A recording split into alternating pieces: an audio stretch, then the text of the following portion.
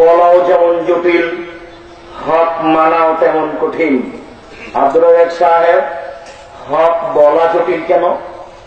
এই জন্য যে সত্য এবং মিথ্যে দুটাই একাকার হয়ে আছে, আর দুটাই আরবি ভাষাতে লেখা আছে।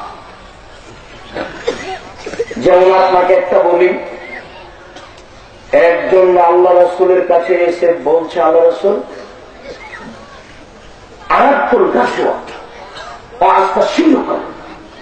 আমি যুদ্ধের ইচ্ছা করেছি, আপনার কাছে পরামর্শ চাচ্ছি।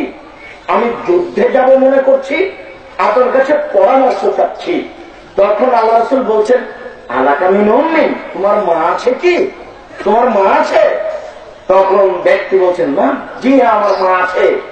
তখন আল্লাহ রাসূল বলছেন, আলজিমহা, তুমি তোমার মায়ের কাছে থাকো, তোমার মায়ের সেবা করো। কেন? ইন্নাল জান্নাতা ইনদা রিজলিহা ওয়া ফি রাওয়ায়াতিন ইনদাল জান্নাতা তাহতা কাদামিহা, নিশ্চয় জান্নাত মায়ের পায়ের পাশে, নিশ্চয় জান্নাত মায়ের পায়ের নিকটে, নিশ্চয় জান্নাত মায়ের পায়ের পাশে। হাদিস সহিহ। কিন্তু বাপ মায়ের দিকে সুনজরে তাকালে কবুল হজের সমান নেকি হয়, আর স্ত্রীর নগদ মিথ্যে। দুটো আরবিতে লেখা আছে। তদন্ত করে বলা বড় কঠিন, এই জন্য হক বলা কঠিন। শুনুন, হেডলাইনে লেখা আছে বড় করে, দোয়া ও খাতমিল কোরআন, কোরআন খতমের দোয়া। নিচে যা লেখা আছে, কিয়ামত পর্যন্ত কোন মায়ের বেটা দোয়া বলে প্রমাণ করতে পারবে না। অথচ কোরআন মাজিদের গায়ে লেখা আছে যে এটা দোয়া কোরআন শেষ করা, এটা অসম্ভব। জাতি যদি রাস্তাঘাট করে দিতে না পারি, জাতি যদি স্কুল কলেজ করে দিতে না পারি, জাতিকে চূড়ান্ত সঠিক ধর্ম দিতে পারবো ইনশাআল্লাহ। ধর্মের ব্যাপারে জাতিকে ফাঁকি দিয়ে পরকাল হারাতে রাজি নয়। রাসূল সাল্লাল্লাহু আলাইহি ওয়াসাল্লাম যখন কোরআন তেলাওয়াত শেষ করতেন, তখন তিনি বলতেন, সুবহানাকা আল্লাহুম্মা ওয়া বিহামদিকা আশহাদু আল্লা ইলাহা ইল্লা আনতা আস্তাগফিরুকা ওয়া আতুবু ইলাইক। তিনি এই দোয়া কখনো করেননি, অথচ তা আরবিতে লেখা আছে। পরের পৃষ্ঠাতে এক পৃষ্ঠা আছে, গোটা বিকাটাই বাতিল। কিয়ামত পর্যন্ত এমন কোন মায়ের বেটা জন্ম নেবে না যে এর বৈধতা প্রমাণ দিতে পারে। এরপরে কোরআনের গায়ে লেখা আছে, শুনুন, কোরআনের গায়ে লেখা আছে কোরআন শরীফ। বলেন তো, কোরআন শরীফ হবে না কোরআন মাজিদ হবে? কোরআন মাজিদ, কোরআন কারীম, কোরআন হাকিম। মানুষ যদি কোরআনের গায়ে মিথ্যা কথা লিখতে পারে, তাহলে আরো জায়গাতে লিখতে পারে।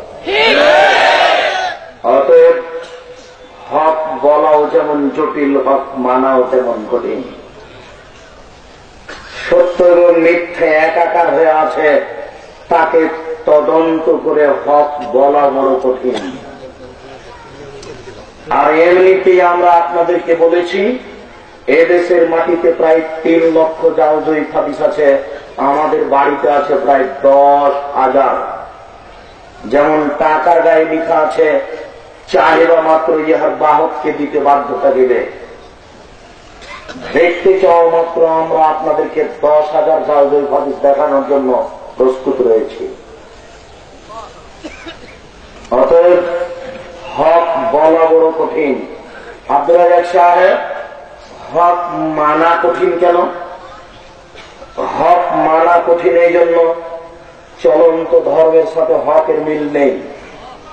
চলন্ত ধর্ম একরকম, আর হক হচ্ছে আর একরকম। যখন এই চলন্ত ধর্ম আসবে, তখন হকের সাথে মুখামুখি হবে।